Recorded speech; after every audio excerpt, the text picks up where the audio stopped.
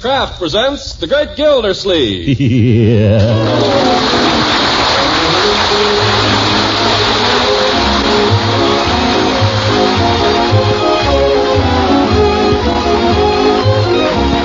Cheese Company will also bring you Bing Crosby every Thursday night. Present each week at this time Harold Peary as The Great Gildersleeve, written by John Whedon and Sam Moore.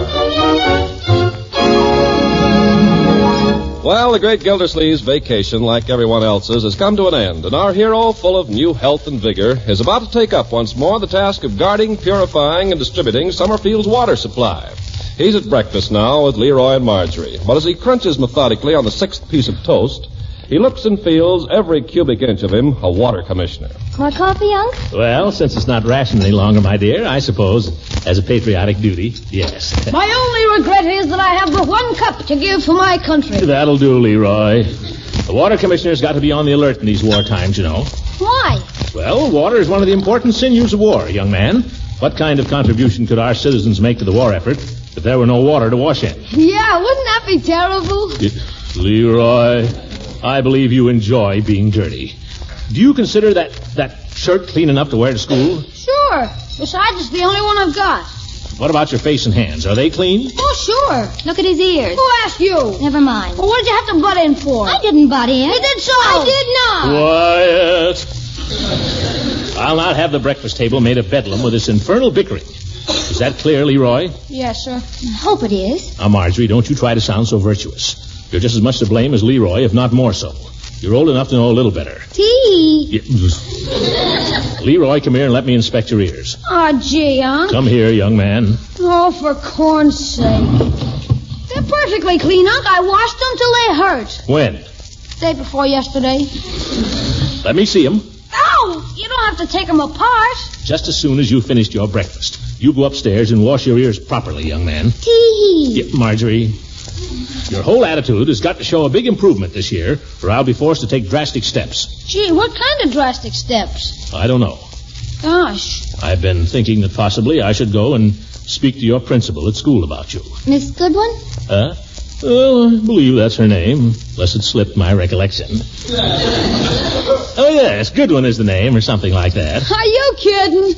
Leroy, I do not care for that expression. Oh, gosh, Unc, you went to calling her last week and came home holding hands with yourself. You go wash your ears, young man. Okay. And stick in your shirt tail. Okay. That darn kid. You'd think from the way he talks that he was associated with bad companions. But what companions I see are angels alongside of him. Excuse me, Mr. Gildersleeve. No more toast, thank you, Bertie. I've enjoyed a plentiful sufficiency. You sure have, Mr. Gildersleeve. There ain't another slice of bread in this here house. Oh, well, you can't run a waterworks on nothing but water. What is it you wanted, Bertie? I just found the morning paper under the hedge, and I noticed your name was in it. My name? Where? Where is it, Bertie? Right here. Oh, here it is. Welcome home, Commissioner Gildersleeve. Well, that's very friendly of Mr. Powers. I must renew my subscription to his paper. What else does it say, Marjorie? This morning, Throckmorton P. Gildersleeve will return to his desk as water commissioner, following what we trust has been a relaxing vacation. If it wouldn't be too much trouble, we hope he will shortly find time and energy to do something about the taste of Summerfield's water supply, which has deteriorated badly in the past few weeks. Why, let me see that newspaper. Wait a minute, there's more. The water now has reached the point where it has a definite taste of onions, a condition which in our father's generation was attributed to the presence of water moccasins. Water moccasins? Why, that's libel. And then it just says, how about some action, Commissioner? By George, he'll get some action, all right. Where's my hat, Bertie? On the hall tree, Mr. Gildersleeve. Thank you. Well, I'm off. What you gonna do, Mr. Gildersleeve? Go out to the reservoir and look for water moccasins? No, I'm going downtown and look for a rattlesnake named Powers. Uncle Mort, you're not going to hurt him. Well, no, but I'll write him a letter he'll never dare to print.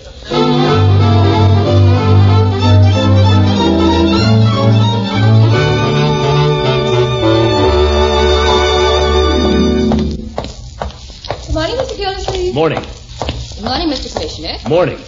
Good morning, Commissioner. Morning. Good morning, Mayor.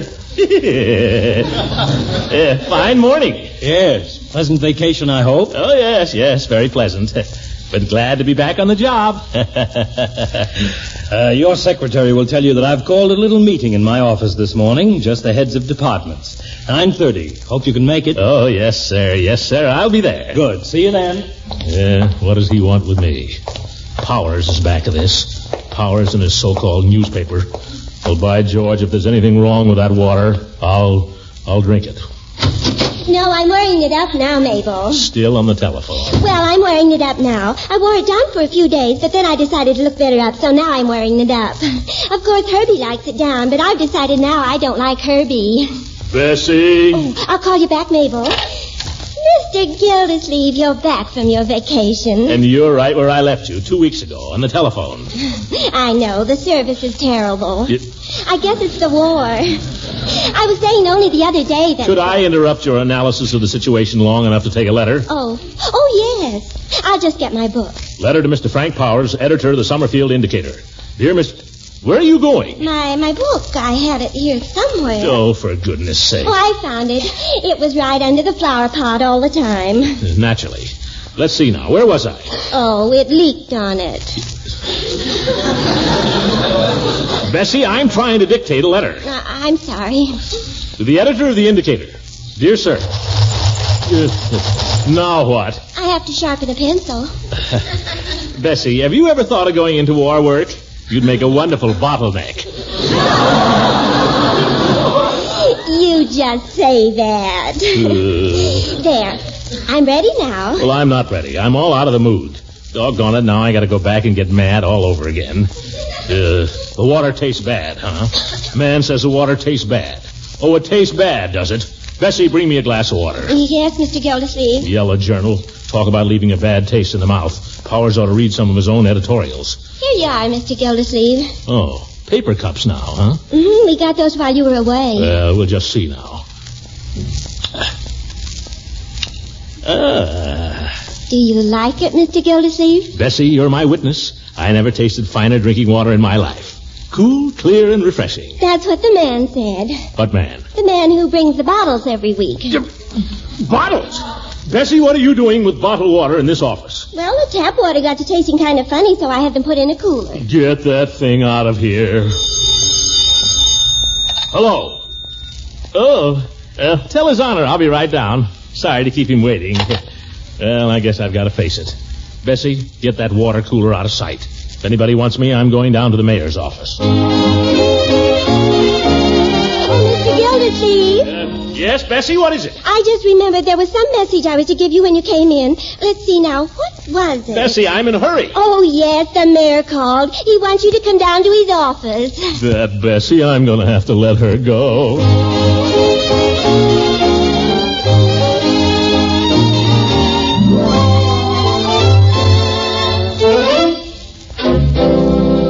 Gildersleeve, you know all these gentlemen, I believe. Judge Hooker. Oh, sure. Hello, Gildy. Mr. Halloran, Mr. Peel. And here's Mr. Powers. Now we can proceed. Morning, Mr. Mayor. Well, Gildersleeve, we had a little notice about you in our editorial column this morning. I saw it. No hard feelings, I hope. You'd like to know my feelings. Just step outside with me for a moment. All right. Let's get down to business now, gentlemen. Just be sure you don't make any charges you can't prove, Powers. That's all. There's such a thing as libel, you know. Yes, and there's such a thing as freedom of the press. Come, gentlemen. We have important business. I brought you all together here to discuss something that reflects serious disgrace upon the town of Summerfield. Mr. Mayor, if you're referring to the water department... Nobody's talking about the water department. I'm talking about the third war loan drive and Summerfield's part in it.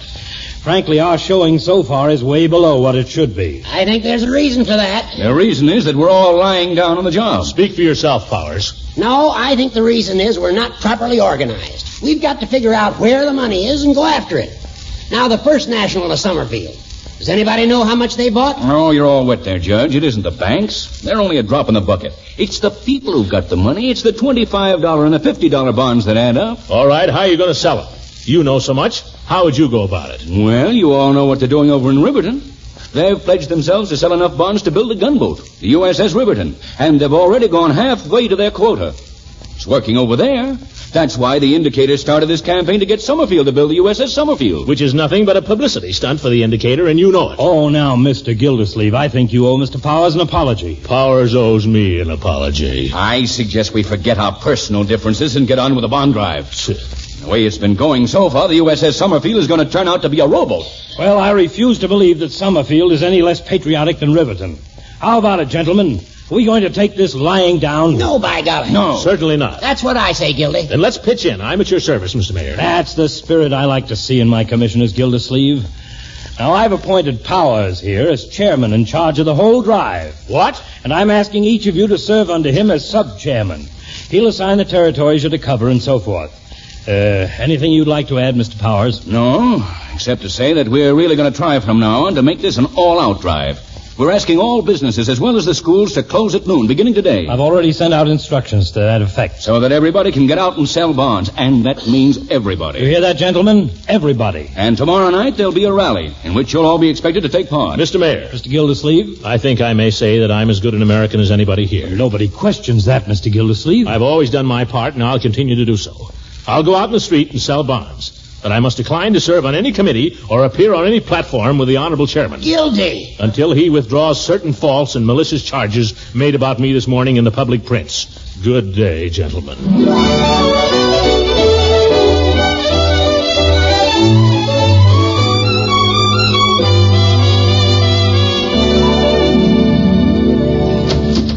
Who's that? Who's that? Just me. Hello, Marjorie. Well, what are you doing home at this time of day, Unky? Office is closed. I'll go out and sell bonds door to door. Oh, you poor darling. On such a hot day, too. Well, it's got to be done, my dear. There's no use spoiling my lunch over it. No, of course not. There's some mail for you. That'll spoil my lunch for sure. Here you are. Bills and circulars. This is no time of the month to be sending out bills or circulars either. If I didn't... Oh, what's this? Well, yes.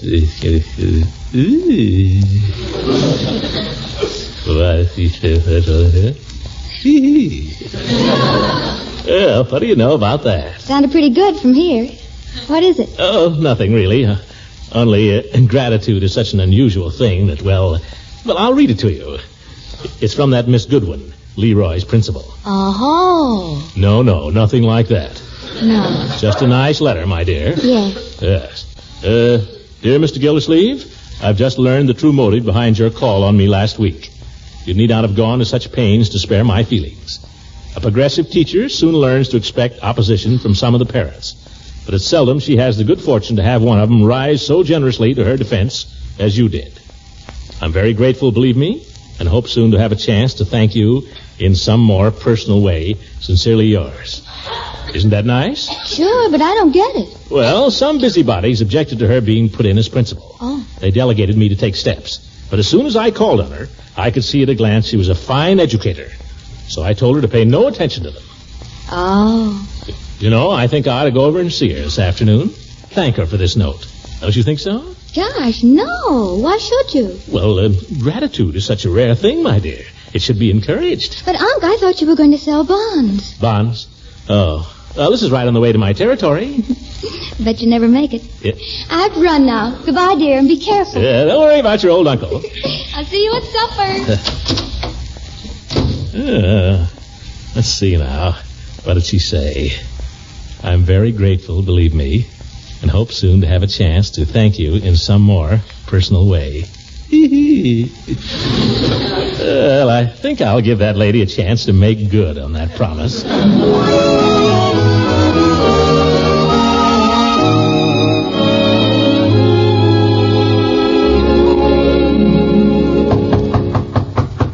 School's closed. She ought to be home. Why, Mr. Gildersleeve, what a pleasant surprise. Come in. Thank you. I got your note, Miss Goodwin, and I thought I'd drop around. Oh, well, when I heard what you'd done, I simply had to write to you. It was really nothing. Anyone interested in education would have done the same thing. Oh, well, I don't believe that. I think you were very brave and wonderful to do it. You do? Well, I think you're a very wonderful grammar school principal. Oh, thank you. No, I mean that. I was going to come and see you anyway. I wanted to talk to you about my nephew. Yes, he's in your school. Oh, well, I'll be glad to help in any way I can. Come in and sit down, won't you? Well, I can't stay very long. No, not very long. I got to sell some bonds this afternoon. Well. That's all this, an art exhibition? Oh, no. Now, those are posters the children at school have done for the bond drive. They're going to distribute them all over town this afternoon. Oh, very clever work. Oh, are you interested in painting? Am I? I've got every art volume ever put out by the Book of the Month Club. Oh, really? Well, then you'll appreciate this poster here. I think it's got some of the feeling of Grant Wood. Oh, yes, I can see what you mean. Remarkable chiaroscuro, too, for a child. Don't you think so? Oh, yes. Remarkable chiaroscuro, yes. Here's one that's quite futuristic. The child told me these were supposed to be airplanes. These? Yes. Very poor, in my opinion. No wing flaps. Oh, my. You certainly are refreshing, Mr. Gildersleeve. Refreshing? Mm-hmm. Most men are afraid of painting. They think of it as art with a capital A. They're afraid to have an opinion one way or another. That's not my way, Miss Goodwin. Why, if Rembrandt himself was to walk in here and ask me what I thought of his painting, I'd tell him straight from the shoulder. Rembrandt is wonderful, isn't he? Yeah, and that's what I tell him. Have you ever tried to paint, Mr. Gildersleeve? Paint? No, not really. I used to sketch a bit in my younger days. Well, why didn't you keep on with it? You might have become a great painter. No, I don't think so. I can never get the nose in the right place. But you know something? If I could paint, I'll bet you'd make a wonderful model. Oh, Mr. Gildersleeve, you don't mean that. Oh, yes, I do, Miss Goodwin. You've got chiaroscuro. And you got plenty of it, too. Mr. Gildersleeve, I think we'd better talk about your nephew. Oh, he can wait. Someday when we have lots of time. Well, let's sit down, shall we, if we can find a place? Everything's awfully messy with all these posters. The sofa's all empty. Yes, well, you take that. I'll sit here in the little rocker. Oh, not very sociable. Oh, excuse me. Well, hello. Well, Unc, for Pete's sake. Leroy. Aha! I'm helping Miss Goodwin. So this is your nephew, Mr. Gildersleeve. He's one of our best little workers. He's a spy at heart. I'm not spying, Unc. I just came here to get some posters to take around to the stores. Didn't I, Miss Goodwin? Oh, trying to get in right with the principal, eh? Well, what are you doing? I'll see you later, young man. Goodbye, Miss Goodwin. And Mr. Gildersleeve.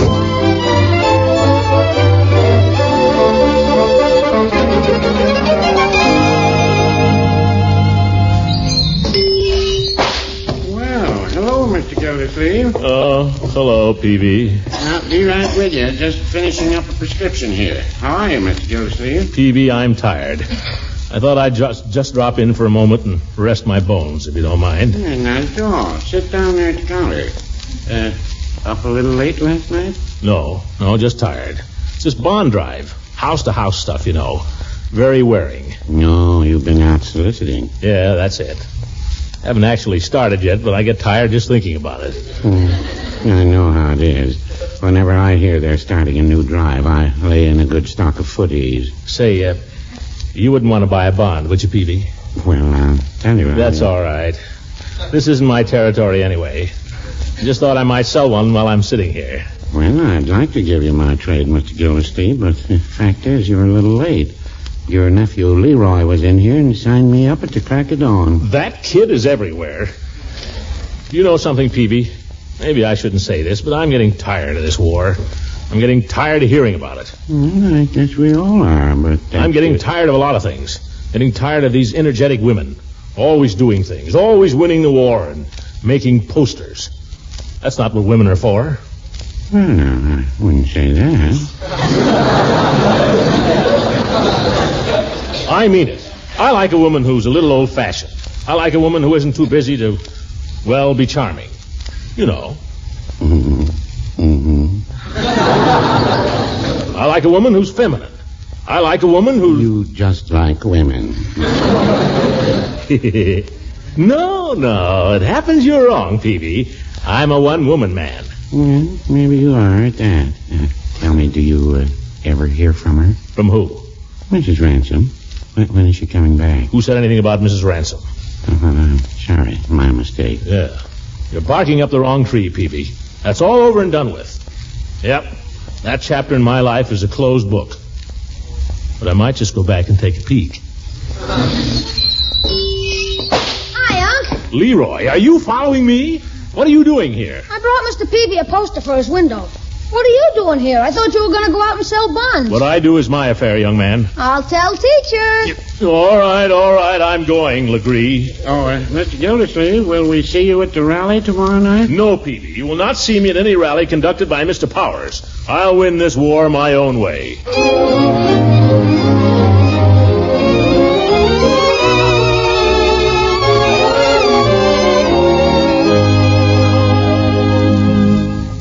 Citizens of this great country, of this great state, and of this great municipality of Summerfield. Yes, I say to you, my friends, I say to you, civilization today is looking to us. Not to you, not to me, but to all of us. Are we going to fail it in this, its hour of need? What is the answer? You better wind it up, Judge. They're going to sleep on you out there. I'll tell you the answer. The answer is no. 1,000 times no. Not once, not twice, not 3 times, not 4 times, but 1,000 times no. You'll never wake him up that way, Judge. In the words of that great statesman and scholar, whose fame will live forever enshrined in the hearts of his fellow countrymen, but whose name at the moment escapes me. For Pete's sake. Will you give somebody else a chance? Well, as the horse thief remarked when they hung the fatal noose around his neck, I see my time is short. Before I close, I would just like to leave with you one thought. Buy war bonds. Buy all you can. Not 1 bond. Not 2 bonds. Not 3 bonds. Thank you, Judge Horace Hooker. Thank you. Thank you very much, Judge. I know we're all going to profit by what the judge has had to say here tonight. Say, Frank. What is it, Judge? Look who just came in. Gildersleeve. Well, what do you know? Why, the old sorehead. I thought he wasn't coming. Ladies and gentlemen, please. This wasn't exactly on the program, but I'd like to call on somebody now. Somebody you all know. Summerfield's popular water commissioner, Throckmorton P. Gildersleeve. Would you say a few words, Gildy, please? Yeah, come on, Gildy, come on. That's the way. Make way for him there, folks. Get over. Make way for the commissioner, that's it. Help him up on the platform, somebody, please. Wait a minute. I'll give him a hand. A couple of you fellas down front there, get behind him and boost. Come on. Now, wait a minute, Gildy. We need a couple of more volunteers here. That's it. Thank you, sir. All together now. Heave! Steady. What's the daisy?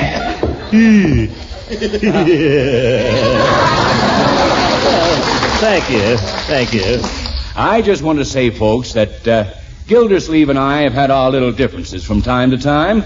We had one this week when my paper cast doubt on the flavor of Summerfield's water supply, of which the commissioner is justly proud. We said it tasted bad. Since then, I've been informed that this is a temporary condition caused by natural phenomena beyond the control of any man. And the water is already, if possible, more delicious than ever. Will that be a sufficient retraction, Commissioner? Or do you want me to print it in the indicator? There's more people here than read the indicator. I'm satisfied. All right then, Gildy. Go ahead. The floor is yours, and I hope it'll hold you. Well, folks, I don't know what I'm doing up here. I'm certainly not going to make a speech. I haven't got one written, and if I had, I'd tear it up. I just want to tell you about something that happened to me yesterday. And if it makes you feel the way it made me feel, we won't need any speeches, any of us. I suppose everybody here at this rally has been out canvassing this week.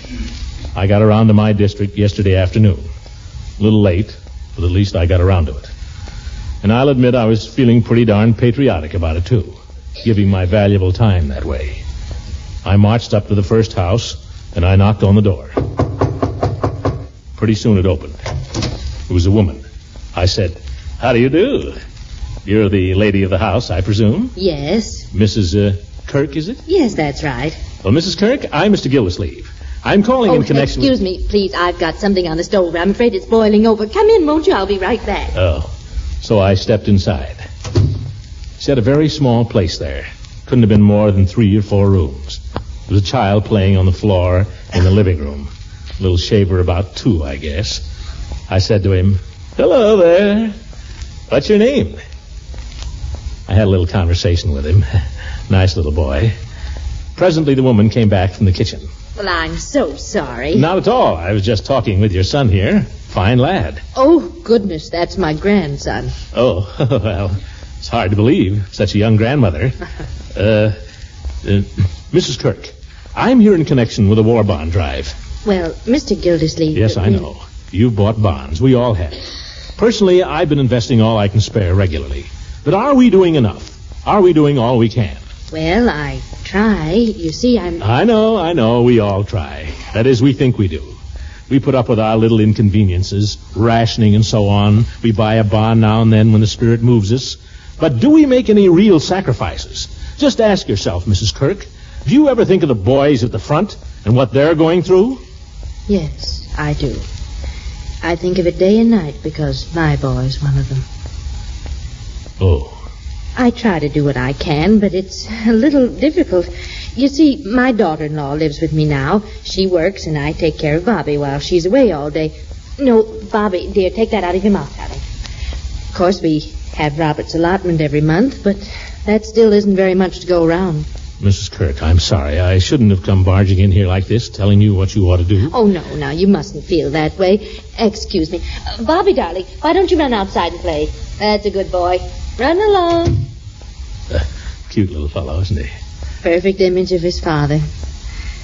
I remember when he was just that age. Well, I guess I'll... No, please don't go. I want you to understand. We want to buy bonds. I'm glad when I can buy a bond because every time I do, I think, this is for Robert. And I think maybe it'll help to protect him and bring him back safe. It's just that, well, maybe we don't manage very well. Oh, I think you manage wonderfully. No, I never did have much of a head for figures, but you're a man. Perhaps if you didn't mind, you could look at our budget and show me how we could do more. Well, Mrs. Kirk, I'm no shining example myself when it comes to that. Well, maybe not, but you're a man, and men understand about those things. It'd only take a minute if you don't mind. Well, no, only, gosh, I'd hate to have anybody look at my budget. Well, we want to do all we can. Well, she brought out her budget and made me go over it. And when I saw how little she had to live on, I don't remember all the figures, but there was $35 for rent, $50 or so for groceries, the usual amounts for gas, light, and so on. Practically nothing for clothes and such. But every month, about 25% of her income was going into war bonds. I want to tell you, ladies and gentlemen, I was so darn ashamed of myself, I got out of there as fast as I could. I didn't try to sell any more bonds that day. I went home and really dug down myself. And if everybody else in this town will do the same, we won't need any more rallies. And there won't be any question about the USS Summerfield. We'll show Riverton we can build a gunboat just as big as theirs and bigger. Why, we'll build one big enough to sink theirs. Hey, wait a minute, Gildy. Huh? Summerfield and Riverton are on the same side in this war. Oh, yes, I forgot. The